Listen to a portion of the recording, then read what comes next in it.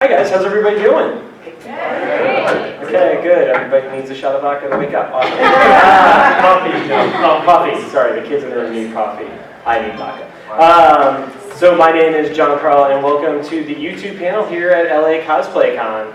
I'd like to first let our panelists introduce themselves and just let people know who you are, what you do, and where they can find you online. Ladies first.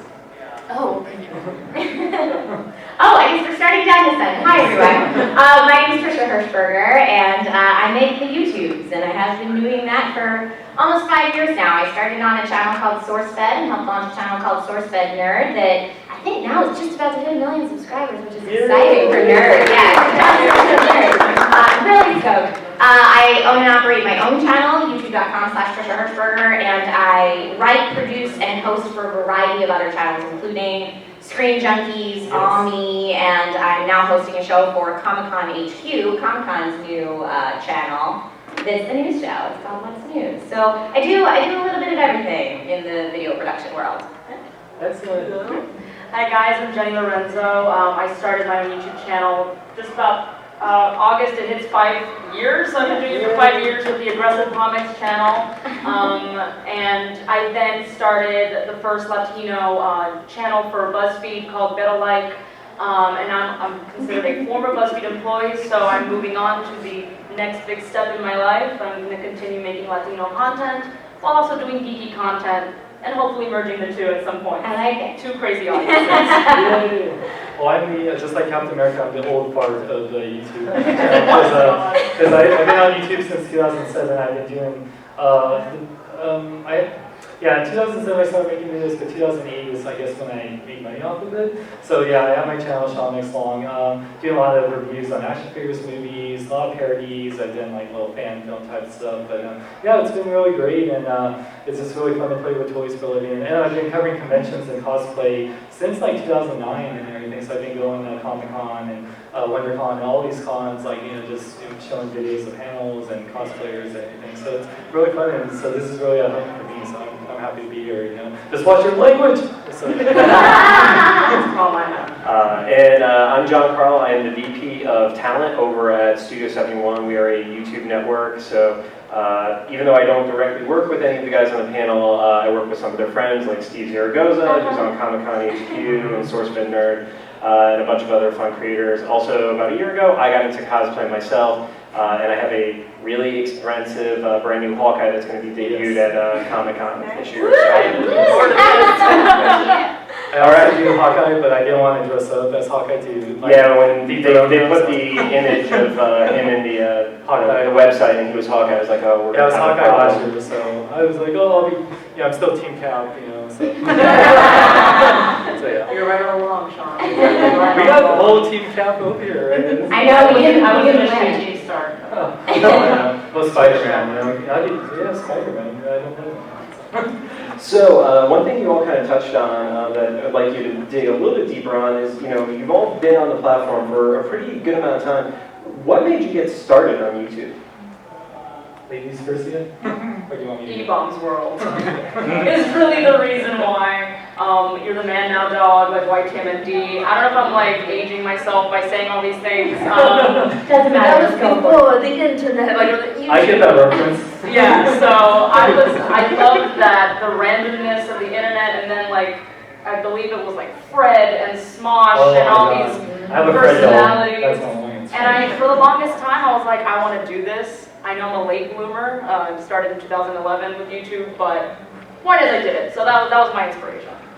That's awesome. Yeah, I got into YouTube in probably the least popular way. I kind of tripped and fell into YouTube. So I got a degree on the East Coast in classical theater and moved out to the West Coast to, make it big as a movie star. And I was finding that I was going on auditions that they thought my look was right for, but my personality wasn't right for. They were always trying to typecast me as like the funny promiscuous friend, or like all these roles that, of course, when I come bounding in and I'm like, hi guys, I read a lot of Game of Thrones and comics and play a lot of video. They were like, no thank you. Yeah, no thank you, ma'am. And so I was having a really hard time, and then I found this digital world where you can just be you. And that's that's what people will watch you for, and that is a beautiful, wonderful thing. And so I went on an audition for online news host. I had no idea what it was, and it ended up being SourceFed, and that was back when SourceFed was in its like first few weeks of SourceFed. So it still wasn't anything big. No one knew what it was, and it got the ball rolling and enabled me to now have a career getting to just be me, and that's flipping awesome. Wow. Yeah. It's a great story. Well, yeah, with me, like, I started, before YouTube, I was a musician. I also did, like, very much into improv and making fan films. Even did magic for a while. I love magic. I expect a card trick tomorrow. Yeah, I mean, now you see me too, and figures don't know. So, no, but yeah, so I found out about YouTube in 2007. I was like, this is the greatest thing ever. I can watch music videos on YouTube instead of MTV that doesn't play music videos anymore. Yeah, and but no, I discovered a lot of people that actually, you know, a lot of you guys that work with, like, you know, Philip DeFranco and all these people, and I was very much into the old, like Lisa Nova. You guys remember Lisa Nova? She was one of my favorites, and I really loved a lot of the old school YouTubers like Charles Trippy and Shay Carl and all of them who I've met over the years. But yeah, like I started doing reviews because I saw, oh my God, people are doing reviews on YouTube, and this is amazing. I actually knew about something before I buy something, so I did. I was working as customer service agent during the time, and I just did it for fun after work, and then, you know, people started to catch on, this guy's pretty cool, I was just really dorky about it, whatever, and then when I originally filmed on my iMovie, like the iCamera that's on your MacBook. And That's how I started too. Exactly. Super fancy. Exactly. Then you get like a little camera, and then yeah, I just started upgrading and learning to edit and everything. I taught all myself. You know, actually YouTube taught me a lot of stuff too. So that's what's so great. If you want to learn anything, just watch YouTube videos. It's the best. Film Ryan. Yes. Film Ryan. But yeah, it just caught on. When I did the partner program in 2008, I got accepted, and I've been one of those lucky people, even to this day, that I'm still able to pay my rent and like travel based on my YouTube revenue. So very lucky. Even though it's not been the best, we'll talk about that later, like recently, but I'm not making you know, Philip DeFranco money, but we all wish we were making Philip DeFranco money, but still, it's awesome. If Phil, you want to send some money early, we need it. So just so we know in the room, how many people in here actually have YouTube channels of their own? Show of hands. I'll subscribe to every one of them. Cool. Nice job, guys. Is there anybody in here that hasn't started one that's thinking about doing it?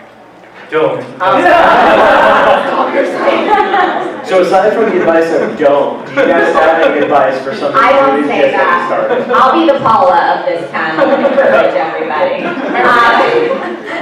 I'm going old school here, guys. I'm not J-Lo. Seriously, do it. It's so easy to make videos now, to make your own content. I mean, I still to this day film a lot of stuff with my phone. Yes. Like I have my nice camera, but like it's easy to film with your phone the way that smartphones are nowadays. Yeah. And then start out, just put out whatever you're passionate about. Whatever you think, I would watch that.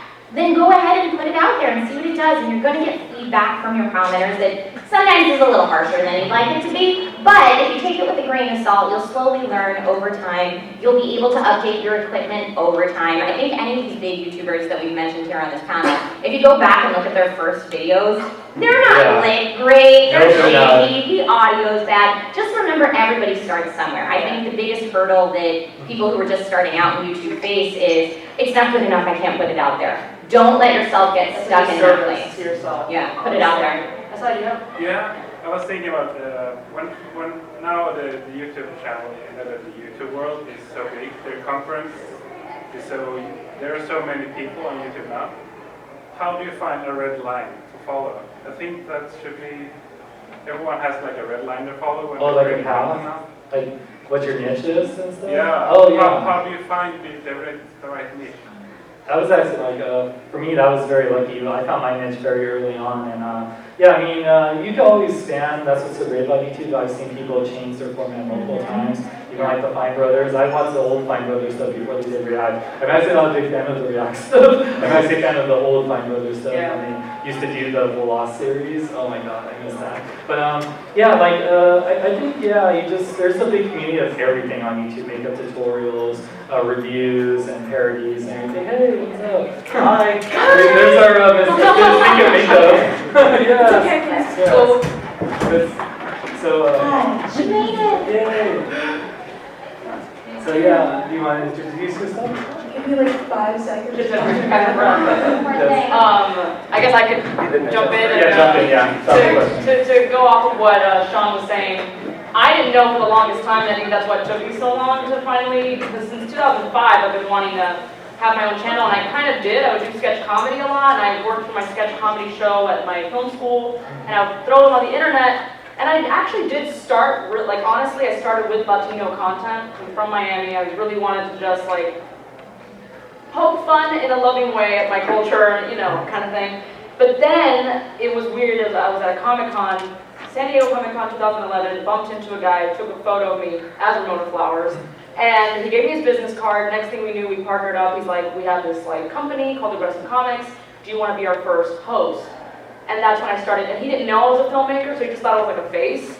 I was like, oh no, I know how to edit, I know how to film, and like that's how it all began. So it's almost like that just happened to me in a weird way, because I was always a dork, but I never thought I could be a dork, like publicly, and just, you know, now it's cool to be a dork. Great. But you know, it was one of those things like, yeah, for a living, and then when I went back to BuzzFeed, it was one of those like, I wrapped back around the Latino content. So you kind of find your way, and you start, it's all about what's going on in the world, like what, do you have a voice that needs to be heard, like you feel like you have a platform, like you want to make a difference. Even if it's silly comedy, it does in fact make a difference. Like it, you know, brightens people's days and stuff, so cheesy stuff. I prefer the term geek, but yeah, that's. Well, I like that word, I say geek all the time, that works. Nerd too, yes, nerd is cool. Yeah. Nerd culture is cool. Anyway. All right, well, hi. Well, Hi guys, I'm so sorry I'm late. That traffic is crazy. It's fine. Oh, So, It's to let LA you get, Comic Con in Long Beach. Go. to let you get all caught up, please introduce yourself, why you started your channel, and advice for starting a channel. Okay, And go. my name is Keaghlan Ashley. I was on season 7 of Sci-Fi Space Off. I kind of got started doing YouTube kind of on the behind the scenes level. I didn't really have my own channel at first, but I did more makeup for a bunch of YouTubers, so like Tracy Hines, Chris Villain, a lot of content with Nerdist, some stuff with BuzzFeed, and so I, you know, from that really just wanted to start using that platform to showcase the behind the scenes of what I do, which is sculpting, mold making, casting, kind of a little bit of what YouTube doesn't. They have a good amount of effects, but not necessarily. It's mostly like cotton latex build-ups and, you know, kind of fun stuff like that. So I wanted to showcase a little bit more, a lot of just time-lapse stuff, showcasing kind of what you don't get to see on Face Off. A lot of it, there's so many personalities and there's so much time that you don't really have the chance to see, like, from start to finish, what it really takes to make that kind of character. So I would have to say I'm kind of probably the novice of all of you guys, because my channel is still kind of a baby, it's still growing. But I have been working with YouTubers for a couple of years now, and so my experience is really working with them to kind of bring their content to the next level. So, very cool. Nice. Awesome. Still catching the run, sorry.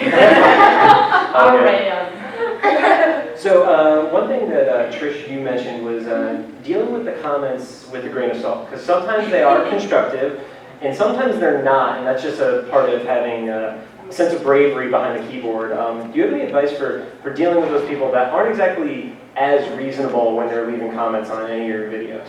Yeah, I mean, it's really tricky, and some days it gets to you, and some days it doesn't, and I think all of us deal with it in our own way, and you have to find what that way is for you that is probably your healthiest way to deal with it, because there are people who are just mean for the sake of being mean, and it could have nothing to do with you or your content. It's where they are, you know, in their lives at the time that they left that comment. And so if you can try to keep that in mind, and I always try to have like a sense of compassion for those people, because I'm like, oh, they must be really sad to have left a comment that angry. Like, what's going on? And they're like, we're going through something. Yeah, exactly. If you can kind of think of it like that, that helps you to take it with a grain of salt. Also, I know people that, you know, will say, I just stay out of the comments altogether, and I feel like that does yourself as a content creator a disservice. I agree. Yeah. Because the cool thing about the internet is that's how people are connecting. Yep. And that's the great thing about YouTube as a platform, is it offers us a way to connect in a way that you can't through television, you can't through film, you can't through traditional media. So the feedback. go through and see that, and just understand that, you know, you can usually pick out the ones that are just nasty for the sake of being nasty. I don't find any reason to comment on Sure. something. Like, I had a ton of backlash because my eyebrows were blue. Like, literally, Someone, that makes somebody mad. there was an entire movement of people that were so busy commenting on my eyebrows that they weren't paying attention to my art. I'm sure they didn't watch the video more than likely. They just go on there and just like type their Yeah. And so that's how you deal with it internally. And then I would say the way that you deal with it externally, as far as, do you respond to the person? Do you try to put them in their place? Do you try to rally the other members of your audience to put them in their place? Do you ignore it? Do you block them? You know, Delete the ban comment. them? Delete the comment? Everyone finds their own way of dealing with it. And it's hard for me to say that one of those methods is better than another.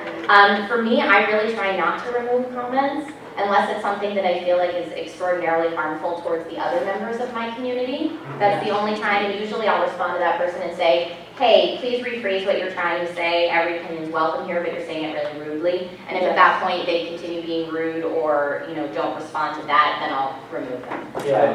And that's just how I deal with it. But I know everybody has their own way, and really whatever works for you to keep you as mentally sane as possible, then do that. Yeah, I agree. Like, I love constructive criticism, but like the whole thing that's anything vulgar or like, you know, you live in your mom's space, maybe virgin or something like that. Like, They're original. They're always very original. Yeah. Like, take notes. Especially, like, yeah, especially with guys, like in a lot of attitudes. Like, I feel bad for the female community because they get a lot of about their body parts, and guys are always like the opposite. It's like, oh, you guys have never touched a woman and stuff like that. But it's, no one knows who you are. No one knows like how your private life is unless you, of course, broadcast it on the internet. Then you You gotta just make light of it, really. Yeah. It's just like a ridiculous thing. I mean, it takes a certain somebody to. I've seen a lot of things I don't like on the internet, including We all YouTube and have. Facebook, and never have I felt compelled to use my energy. And I type fast. So it's not about, oh God, really fast, or and I only do it when I see something nice. So it's like, that's how you know that person's just like not all there, and to write something so hateful, especially. I saw the dark side of the internet when I started at BuzzFeed as an intern, and they had us going into certain videos pertaining to race, sexuality, and all of that fun jazz, and they're like, you need to go in there and police the comments. And I hated everybody. It was really difficult to have faith in humanity, sifting through all the horribly homophobic, racist, like, sexist comments, and that kind of helped me build thicker skin. It's just it wasn't even about my videos, and it was like, it was horrible. And you just learn that that's internet. I find that using nowhere really is kind of, for me at least, the best approach, because I would get, you know, you look like an Oompa, you look like blue eyebrow, free. Oh, I'm not even kidding. These are a 3 feet tall and orange. well, that. And I was like, you know what? It's fine. You know, Oompas are hard workers. They're gold oriented.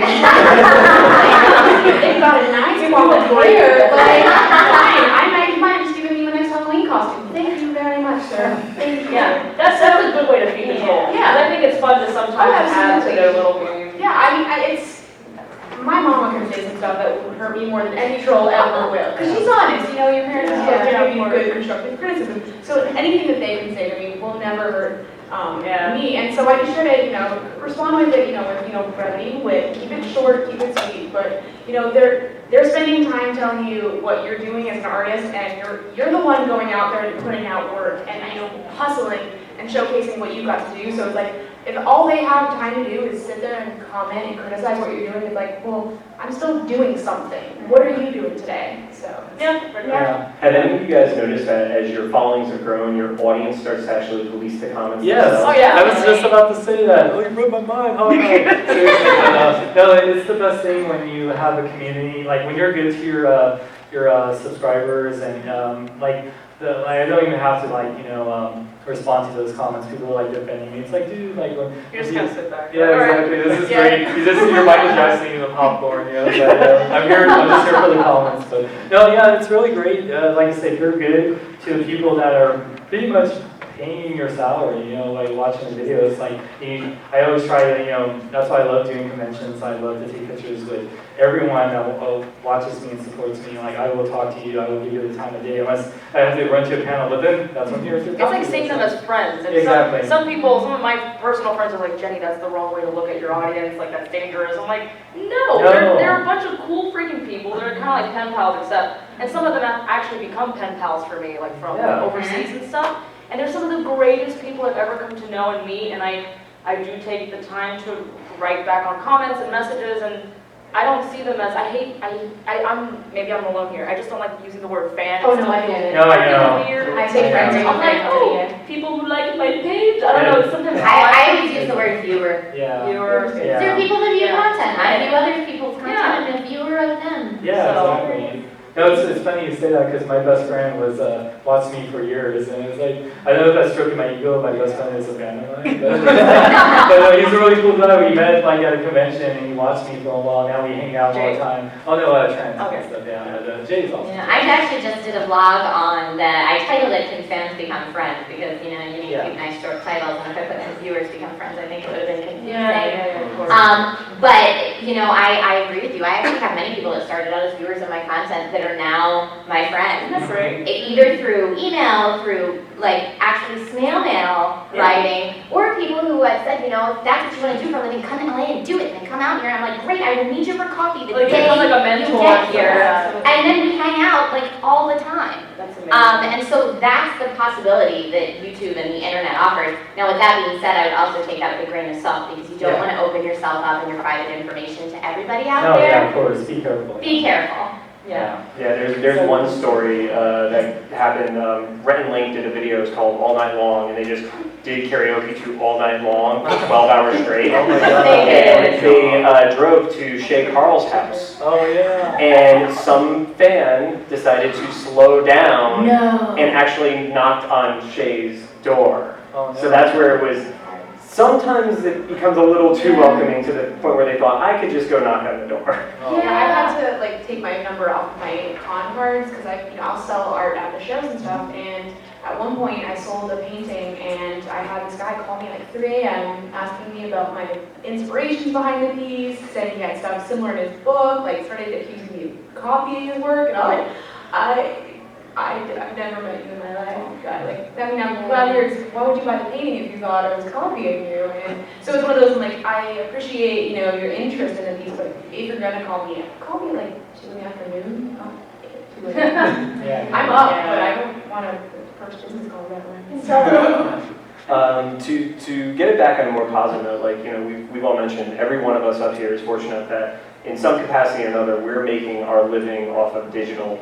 What was the moment for you guys when it clicked that I don't have to go back to doing what I used to do? This is what my new life is.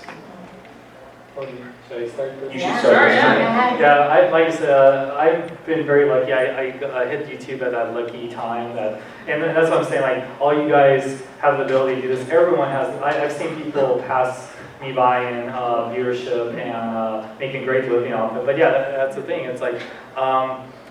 Back in the day, back in 2008, 2009, early 2010s, I guess, it was, before they started getting revenue, everyone, it was like a lot easier, I guess.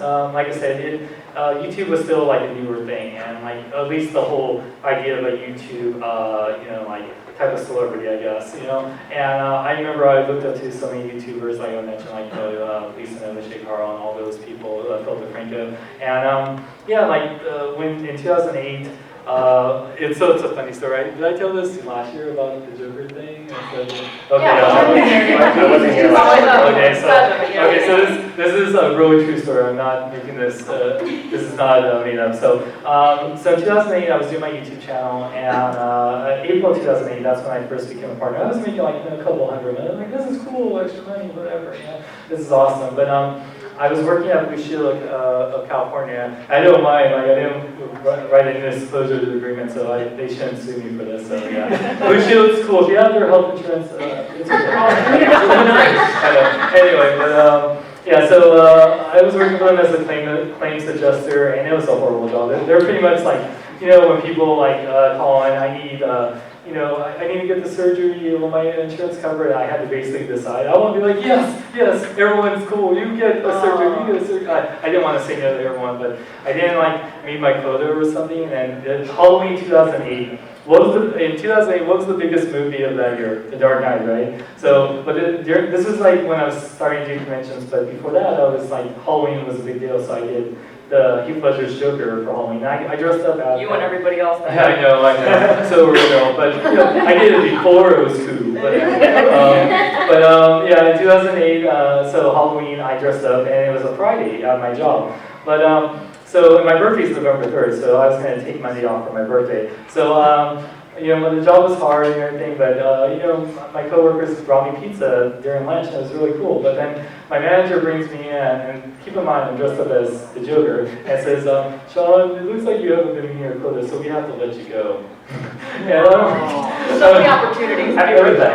I know, and it's like, I'm just in the Heath Ledger Joker makeup, I'm like, why so serious? But, no, I If I was was your boss, I would maybe not fire you that day. Like Joker, maybe. it totally ruined my Maybe you thought you were a Halloween. clown, I don't know. I know, they were clowning around on me for clowning, but that was a blessing in disguise because literally the next month I made my first $1,000 on YouTube. I was able to pay my rent, and from then on I grew to like 2,000 and 3,000 and more, and you know, I was really lucky that I just focused full time on YouTube, and I never went back. I haven't done a normal quote unquote job since then. But for all the people that do normal jobs, you guys are awesome. Don't be discouraged. People always say I need to get a normal job, but it's like, you know, I put a lot. You know, people don't give us enough credit. We put a lot of hours into our job. It's one of the, Yeah, and we'll work on a video for like days, weeks, and then it gets like 2,000 views, and it's like, you know, you imagine if you worked like all that time, and then you only made like, you know, as much for money yourself exactly. all the time, like not, yeah, but. Exactly. You made So enough money to go get lunch. yeah, exactly. but yeah, I'm sorry that was a long story, but yeah, that was What was the initial question? oh yeah, it was like how to get started. on YouTube. How did it feel? When did you know it got real? Yeah, 2008. So yeah, lost my job as a Joker. That's when it became real. It Yeah. seems like the farthest thing from reality. Yeah, this should be in a movie. Judd Apatow, you can use this in your next movie. I dumped his tank girl, so I know your feeling. Well, I thought it was Oh, so what is a dump to dress as tank girl? Well, you know, I'm gonna keep away that night, so I had to. I guess for me it got real. Say like,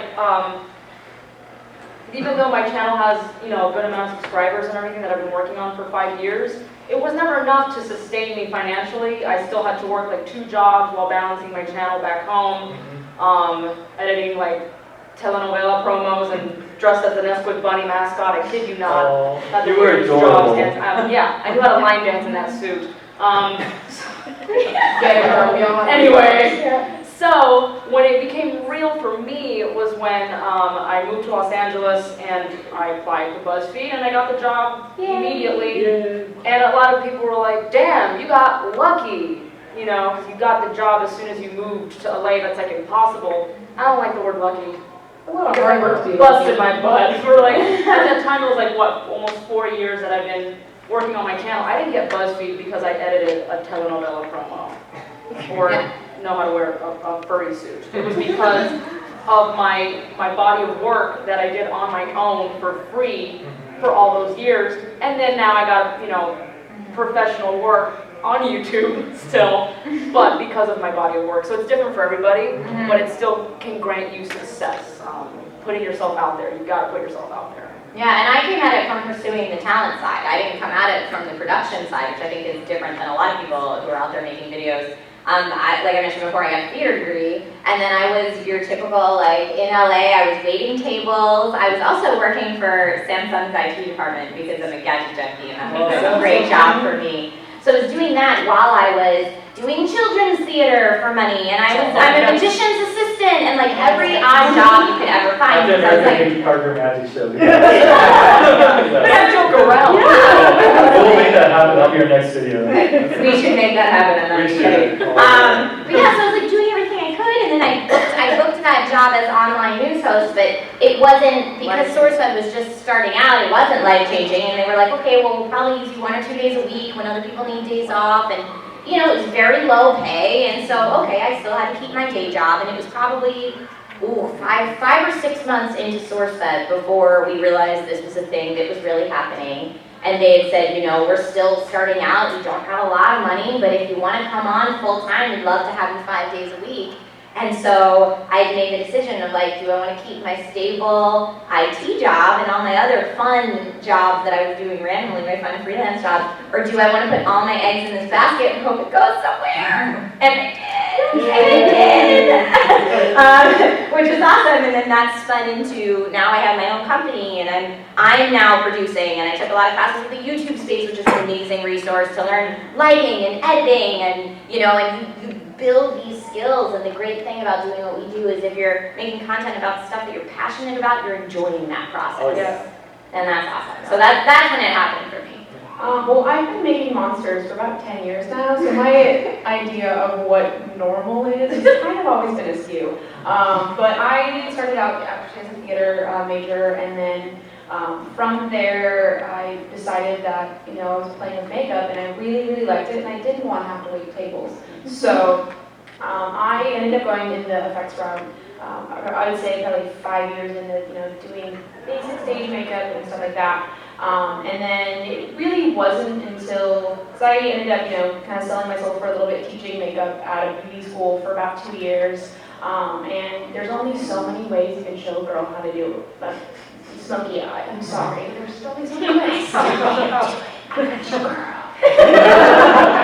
So I, you know, from there, I decided I couldn't do that, you know, 9 to 5, 7 days a week almost. I was teaching girls how to get jobs that I wanted to get, basically saying like, hey, if you do this, then you'll get to work on movie sets. And I want to work on those movie sets.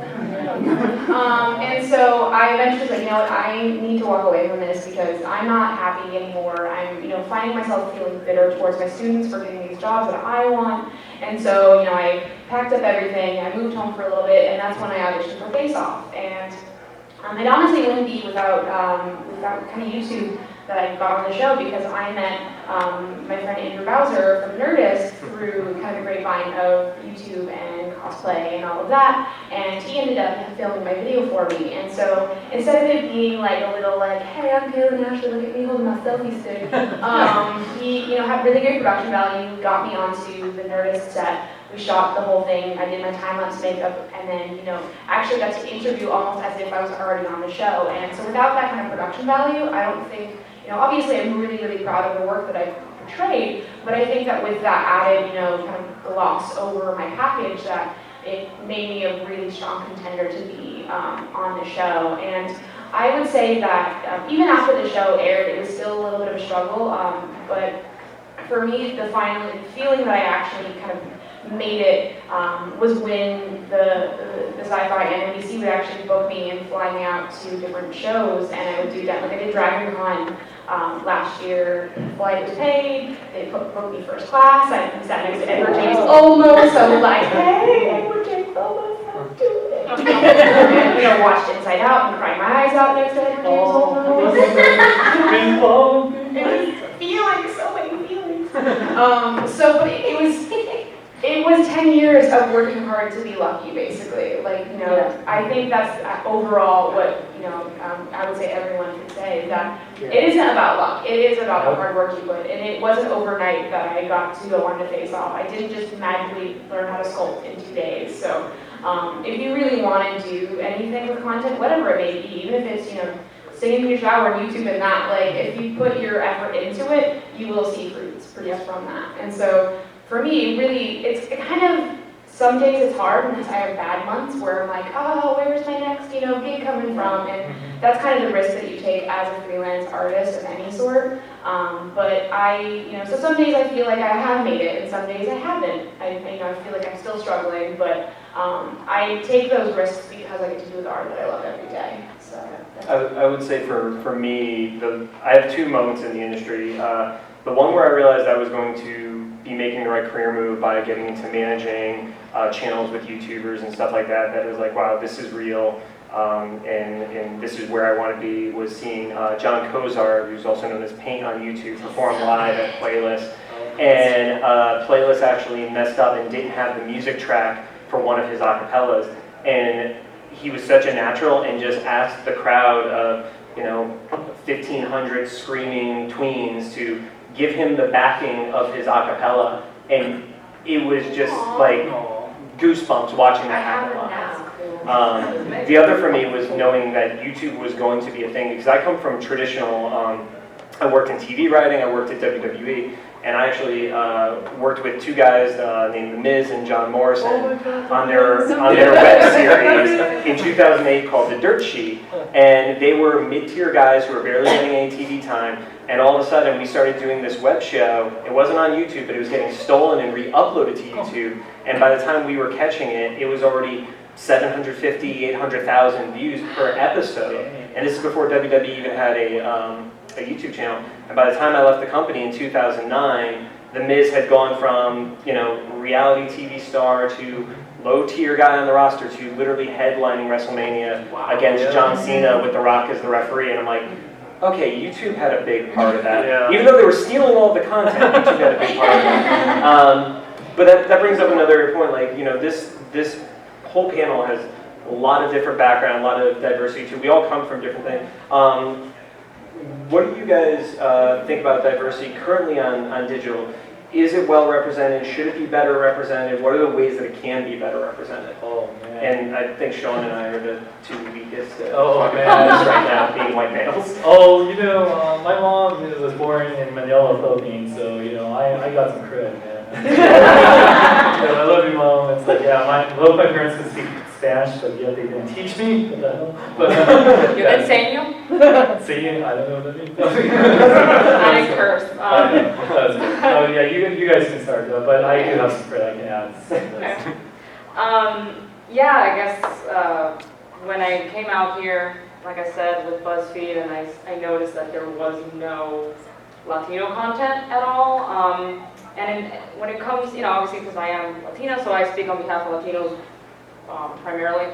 And in media in general, I feel like Latinos still have a long way to go in terms of representation, especially because coming from Miami's a lot more, in my opinion, compared to Los Angeles, more culturally diverse. So like, I was in this bubble where you know everybody, Colombians, Venezuelans, Mexicans, Peruvians, Puerto Ricans, I'm Cuban.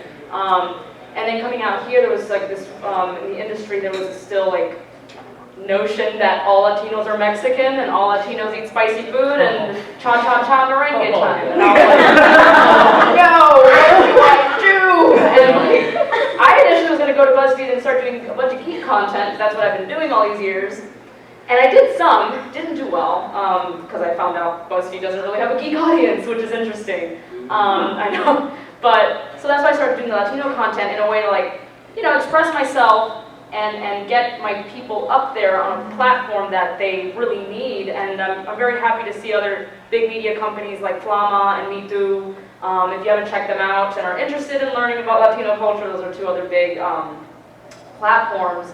And it's across the board, and obviously being at BuzzFeed, my eyes were opened to a lot of different issues. Like my friend was doing a lot of Native American content. That's another group that it's like, hello, we don't talk about, and like misconceptions with like Asians and it goes beyond that. It goes into like just gender identity, like sexuality. That's all so important, and I'm just very blessed to have been a part of that. And I feel like the movements on the web and our kind of media are going to help shape Hollywood eventually, because Hollywood is still very much lagging when it comes to especially Asian representation in film. Oh, yeah. It is crazy. I cannot wrap my head around it, but I think it's important, and that's why if you feel like you have a voice, even if you're starting new, we need it. Like, we need it right now. There's a big movement in terms of like diversity in the media. Yeah, I think coming from traditional media, and especially working in the tech world, I came into YouTube and was like, oh, it's so diverse here. Because there's so many different types of people creating content. It's not, like the tech world for me, like you go to CES and it's all white and Asian men in suits, and that's all you see for miles and miles and miles and miles. And to be a female in that world is unique. I wouldn't say that it's looked down upon, but it's certainly unique. And then you go to YouTube and it's like anything you want to find, any interest or type of content you want to find, someone out there is making it. The interesting thing to me is they don't usually look like what traditional media would tell you the person who's into that type of content would look like. And so I feel like YouTube and the internet is making such huge strides in that. So yeah, like Jenny said, get out there, do what you want to do, put it out there. We need your voice, and that's shaping it. It's only going in the correct direction, and it's speeding there faster than every other type of content right now. Absolutely. I coming from not just makeup, because obviously there are a lot of female makeup artists, but coming from specifically special effects makeup, it still is a very heavily male-dominated industry where I do have to find myself kind of working a little harder to prove myself amongst my male counterparts. And that's just something that, I think that even if you go onto YouTube, there are a lot of, female and male makeup artists, but there still isn't enough, special effects voices out there, and that's something that I'm really trying to change, because you see maybe 4 or 5 and they're all men, and obviously I say equal opportunity all the way, but there definitely needs to be a stronger female voice in that arena, in my opinion. And so that's definitely something that I've really worked hard towards, and it's I would actually be asked a lot during my interviews on Face Off specifically, where they would ask, how does it feel to be a female artist in a male-dominated industry? And I'm like, I just want to get to the point where it's not a question about my gender at all. I just want it to be a place where I'm a great artist because I'm an artist. He's a great artist because he's a great artist. And that's whatever gender identity and whatever sexuality, whatever, who you are, doesn't dictate what you can do. And so it's really about, what you put into it. And so again, like they've all said, it's, if you've got a voice, use it and share it. And the thing about YouTube, even though it's so many channels and it can be overwhelming how many different, and for me even coming into it kind of relatively late into the game, it has been intimidating to get into it, but you're the only you out there. And so even if you feel like you're talking about something that's already been discussed, that's not your voice though. So don't be afraid to share it. Yeah. That's great advice. Yeah, the ladies hit the nail on the head. One thing coming from, I'm a California native, I'm Bay Area, raised and born, so the Bay Area is very diverse, so we have everyone, a lot of different Asian cultures. My mom is Filipino, and Spanish, and yeah, that's a big misconception too, is that a lot of people want to put us all in groups when a lot of us are very much mixed. And that's one thing I hope that changes in everything, in the entertainment industry and just everything. I hate when you apply for a job and it says, what is your nationality and stuff like that. And it's everything. Yeah, that's the thing. I'm so many things that, what does it matter? We're all American here. It's and by the way, I have to say, this guy, Leo, is very Hi, Leo. Hi, Leo. He was that's Leo. Yeah, he was in our panel last year and I missed him. Man, I miss you. Your panel's right out. I kind of feel like I don't know this year. I know what the heck, I'm talking about diversity when you Leo. Leo's Cuban, you guys. I know, that's so sexy, man. Cuban So brother. sexy. I would also add into the diversity conversation that I feel like people say YouTube is only for 20 and 30 something. Oh, man. And there is such a variety of ages There's of kids, people yeah. creating content, not just kids, but I feel like And I've older talked to a people. lot of people who were like I'm sorry. over 45 that want to start 45. making, people that are over 45 that want to start making content that are like, oh, it's too late for me. It is not. It's It's never too late. absolutely My not. friend's Do kicking it. butt. She's doing all kinds of crazy vlogs and cosplaying, and she started at the age of 40. Whatever you want to do. Loves it. Look at Yeah. Lozelle. Lozelle started in her 40s. I love Lozelle. Yeah. Lozelle's great. That's all right. Cool. On the note too, cosplay, you're never too old, because a lot of us are in our 30s and we're cosplaying, so never feel too old. There's people that are like 50s, 60s doing old Luke Skywalker and Han Solo. Yeah, take it to your advantage. Never feel like you're too old to cosplay Did you either. see the Granny cosplay recently? With Sleeper? Yeah, that's awesome. My Yes. mom wants to start cosplaying. I love it. So we've hit on a lot of topics, so now we're going to open up for the last 10 minutes for questions from you guys in the back. So as a person who's got a crud budget because they're poor, like me, what sort of equipment would you recommend getting to try to make the best content for your videos? I got you. An iPhone 4. Yeah, my best. Go ahead. Oh yeah, well, no, it's like we were talking about this earlier. You don't even need like one of those like Canon Mark 7 cameras anymore. It's like really, I know a lot of people even do a lot of reviews on iPhones nowadays. It's like all you need is like an iPhone, like some light, making sure that you have an internet connection. Film You can make outside. videos. Yeah, you can even film outside. You don't even need like a lamp. You can just film during the day. No, I knew people that were so low on money they couldn't even like film when it was in at nighttime because their lighting was so bad. But yeah, I think you don't have to spend a lot of money nowadays. I mean, your smartphones are the best nowadays, and yeah, like if you can go up there, just like you can find really good cameras for like $200 to $300, really good. Like, so you don't need a lot of lighting kits you can even get for really cheap, for $30 or more. So yeah, there's not that much you need, but like I said, if not, borrow from your friends or family. That just let them know that you're trying to pursue your dream in the YouTube world, and you can do it. I give you my little timeline from like broke to still broke, but I still gotta update my stuff. But okay, so yeah, when I started, it was on my Mac with a little camera, no audio connection, daylight from my windows. That was it. I used Final Cut Pro to edit, which I'm now ashamed of admitting. I'm a Premiere person now. It is faster. I'm just gonna say. That's a whole other discussion. A whole other nerdy discussion.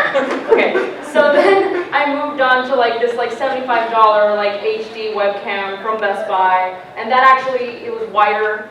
It got better sound quality and all that. And then I finally, when I still have this camera, it's the Canon Rebel T3i. Oh, That's my little. And then, so emotional up here over cameras.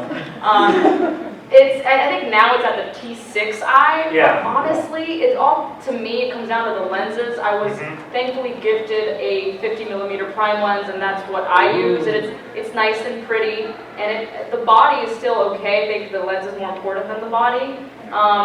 And then I did like a little fundraiser for my channel when I had like a more substantial fan base.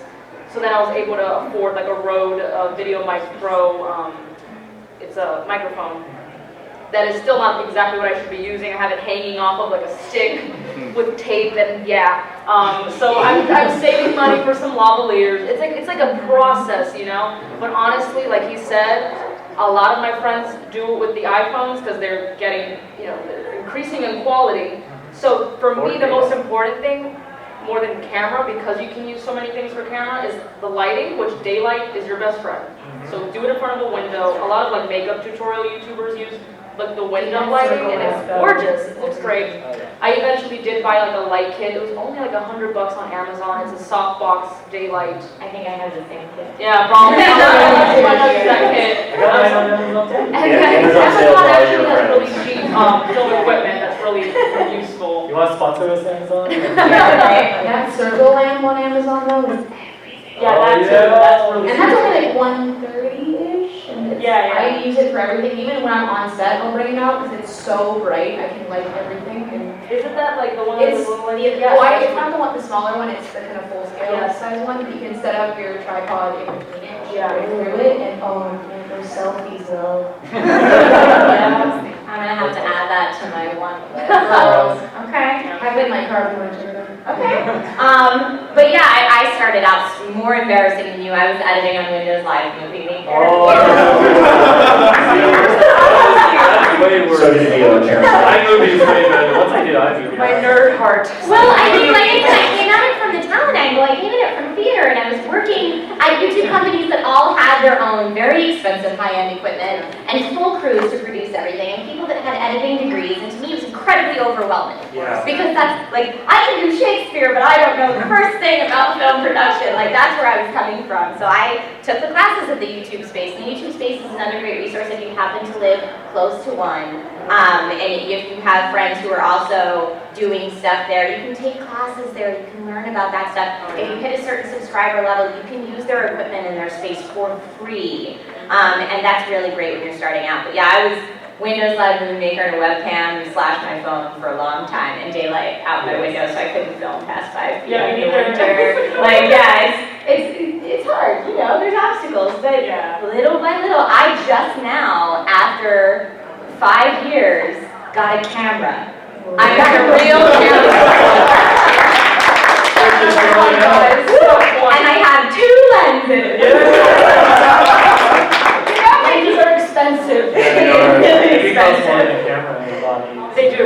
But yeah, you know, you learn, and I use YouTube tutorials quite a bit for what type of equipment, like equipment research, what I want to buy, how to use it once I've bought it, all that kind of How to stuff. rig things, like if you don't have the money Yes. for certain things. Home Duct Depot, tape my is friends the best use friend. Home Depot lights. Oh yeah. They would burn your face off, but just Oh my god, I used the Home Depot lights too. Yeah, they burn. they're construction lights. I still have them in my friends closet. started with that. Yeah. You still have them? Yeah, those things are the worst. They burn. Yeah, China balls. Yeah. Amazon sponsors. Yeah. Sure. I will say, yeah, audio's another big issue. Yes, So, like, because for some reason, and even at BuzzFeed, it wasn't about quality. It was about the content. People want to watch it for the content. There's this appeal. There's this strange viral appeal when people feel like anyone can do it. Yeah. So if the camera quality is even from your cell phone, people tend to not really care. Unless you're Freddie Wong and you're making these ridiculous, like, Yeah. special effect videos or like machinima type stuff. But honestly, that's why I say cameras, you need a camera, but it's the least important in terms of quality. I think people are more prone to, even until this day sometimes, like I don't set up my mic correctly for whatever reason, I'm in a rush, there's always that one guy. Your sound quality is off. And I'm like, I know, leave me alone. So people will more, and I learned this, the one thing I took away from sound editing class, because I do not like editing sound, is in film school was, people are gonna notice more. You don't notice sound when you watch a film, because it's perfect. It's so good and fine-tuned, and all these professionals are behind it. Go watch a student film festival somewhere. Oh, So It's you're all gonna hear sound. the air from that when their mics rubbing against Oh, each yeah. other. and that's when people are like, oh God, they're less forgiving when your sound is bad as opposed to Yeah. your video quality. So I think we have time for like 1 or 2 more stars. Yeah, question. For all of you, I mean, it's obvious you're passionate about the art that's involved in your channels. But from the business side of things, was it actually like you had to think of a business plan? I mean, after you get your family and your friends to subscribe, you know, going from there and building your viewer base and actually working towards monetizing, Yeah. how did you go about something like that? Oh yeah. Great question. That's a great question, yeah. So when I started making it my career, yeah, it was definitely a lot of adjustments, especially when it comes to your taxes, and that sucks.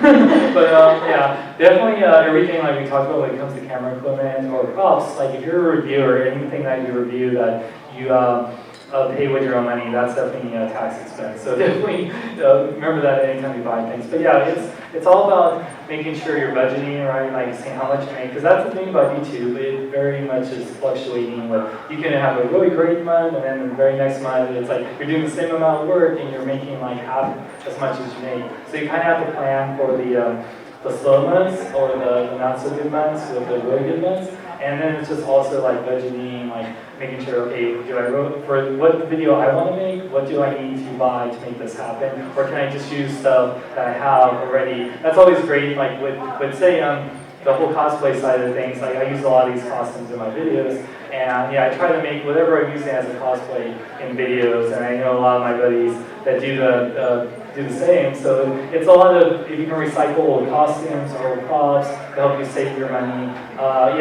There's so much that you have to think about long term. So it's just about making sure you're smart about things. I took a business in college. I never graduated, by the way. So, but neither did Steve Jobs, and you know how he did. But yeah, so but I took a lot from that. Like I took a lot, making sure how you market yourself, how you manage yourself. And you're making sure that you don't, oh my God, it's sorry, it's other people, sorry. So just make sure you budget really good, and that way you're not, oh crap, I can't pay my rent this month. So that's what the main thing, and don't go too crazy, on buying toys like I did. So.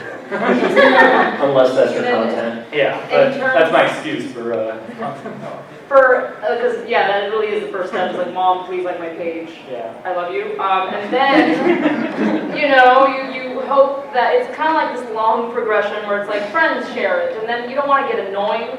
So it's almost like this, I'm not business savvy whatsoever, I'm just gonna admit straight up, we're just all like creative brains, so I know that. I would thanks. I would have liked to know this guy 5 years ago. But I personally, I work with a team, so it was helpful that, you know, the guy, my friend who I met, who runs Aggressive Comics, he's an engineer. We're all from like all these random backgrounds, and we put our forces together and all of our knowledge. So what I personally started doing with him when we started was reaching out to the bigger geek outlets, or whatever your target audience is. So for us, it was like reaching out to the big guys, like Geeks Are Sexy, and like there's all these other websites that are actually not in existence anymore, but at the time they were big, and they would, you know, write articles on our work and share us, and it's weird how it happened. I feel like I just lost track. I feel like the more you put content out there, it increases your chances of getting subscribers, and it's all about, again, it depends on what you're doing. For most of us, especially reviewers, it's all about timeliness. Yeah. So if you're right in there with a review, or if everyone's talking about the casting of, I don't know, Shredder in the next TMNT or whatever, it's like you have, it's difficult. It's more difficult when you have, like when I have 2 jobs, to just be the first in line, because, and using your tags, because that's the first thing people are going to search. Like, I want to see what people think about this. Boom, your review might be one of the first ones to show up, and that's going to bring in all the new people to your channel. That's what I've figured for myself. It's different for everybody. It's a lot of networking, it's going to conventions and getting the word out, getting a booth. It just really depends, again, where you're at and what your YouTube channel's about. Yeah, and I would just quickly add, in addition to marketing your own content, also marketing yourself as a brand to other major brands. Because for me, I actually don't make the majority of my money off of AdSense, off of my views alone. I'm constantly reaching out to tech companies, gaming companies, anyone that could potentially want to sponsor a series or something like that to get my series and my content funded so that I can rely on that income as a business. So that's an avenue to pursue as well. Mine's a little different because I actually generally make my money off of guys like these. Because they'll, you know, I get approached by different YouTubers to help them create content for them, whether it is, you know, a Voldemort for a parody video, or it's a zombie burial for a music video. Oh hey, I was in that one. Sorry, I So it's a lot of my income isn't necessarily, I'm not at that place where I monetize my YouTube, but I am generally contacted by other YouTubers to help them kind of boost their own content. And so a lot of it is just making sure that I am constantly talking to these people. So, hey, you log in a business card later. So stuff like that, you know, it's all about, for me, making sure that because I'm an artist, people need to know that I exist. And without, you know, showing myself at these cons, a lot of why I do conventions is so that I can get, you know, new people meeting me and, you know, seeing my work. Because, you know, once the face-off relevance kind of starts to dwindle down, then I have to keep, you know, pushing out, you know, my content. So mine's a little different than that, but it really, what it comes down to is always about spreading the word to people that are, you know, going to utilize it, basically. All right, well, I'm getting the look from the back of the room. I'm gonna wrap up real quick, just again, one last quick closing thought and tell people where they can find you. Oh yeah, mine's really easy. Sean X Long on YouTube, Twitter, Instagram, and of course on YouTube. Plugging it, guys. Sorry. But by the way, make sure to check out the panel after this, the Disney Down panel, because those guys are amazing. So yeah, it's in Instagram. So Disney, yeah, I'm a Disney character. So it's just. I like Disney too. Don't say we're Disney characters. Oh, just yeah. kidding. Yeah, of course we all love Disney. If you don't love Disney, get out. You can find me on youtube.com/aggressivecomics. We're trying to be cool guys, so comics is with an X, not the way it's spelled in the dictionary. And again, I'm no longer with BuzzFeed. I'm going to move on to the next big step in my life that I can. I know, okay. It's exciting. It's a next She'll be move for okay. me. She's tough. But you can still find a lot of my BuzzFeed work on youtube.com/perolike. P-E-R-O like. Translates to that like in English. Yeah, I believe that's where you can find, those are my 2 pages. Awesome, cool. Well, you can find me on YouTube on Screen Junkies, on the My channel, Trisha Hershberger, and on Twitter, Instagram, Snapchat, that girl Trish with no I in the girl, so it's like that girl. My name is spelled weird, so it's Keaghlan. If you Google that, I am the first thing that pops up. Really nice. But yeah, so you can find me on YouTube at Keaghlan Ashley, and then you can see pretty much any makeup I've ever done in any video, whether it's the Mad Max Power Wheels video on Nerdist or the zombie aerial music video. You can find all of those in my channel, and then you can also find me on Instagram at red-till-dead-design. So. I am John Carl, the John Carl on socials, and my YouTube channel is Whiskey and Waffles. My piece of advice: if you want to make content, go make content. Thank you guys. You better see our new movie in theaters right now. If not, we will find you. Yeah, we'll find you. Sorry, that came out super creepy. Not as creepy